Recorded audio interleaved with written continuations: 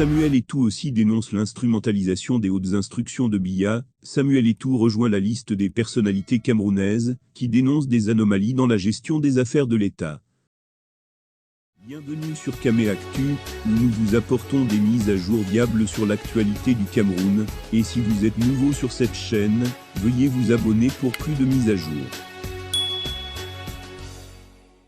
Pour la première fois, le président de la Fédération camerounaise de football évoque les hautes instructions de Paul Biya, qui ont longtemps fait débat au Cameroun. Si l'ancien international camerounais ne remet pas ces hautes instructions du chef de l'État, il déplore l'instrumentalisation dont elles sont objet. Le financement public dont bénéficient nos équipes nationales est une manifestation de la haute sollicitude du président de la République, son Excellence Monsieur Paul Biya. La famille du football l'en remercie infiniment. Cependant, la mise en œuvre des hautes instructions du chef de l'État ne devrait en aucun cas faire l'objet de la moindre instrumentalisation, déplore Samuel Eto'o. Le président de la FECAFOOT a fait être sorti après la diffusion sur les réseaux sociaux des primes perçues par les Lions indomptables depuis leur qualification pour la Coupe du Monde 2022 au Qatar. Selon certains analystes, la sortie de Samuel Eto'o ne vise pas Ferdinand Gongo, le secrétaire général de la présidence de la République et répercuteur par excellence des hautes instructions du chef de l'État. Le message serait plutôt adressé au ministre des Sports Moël Kombi, qui entretient une relation plutôt conflictuelle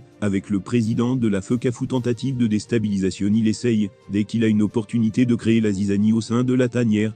La dernière tentative en date est celle de lettre adressée au capitaine des Lions indomptables. Celui qui proclame sa maîtrise du droit devrait connaître le droit administratif.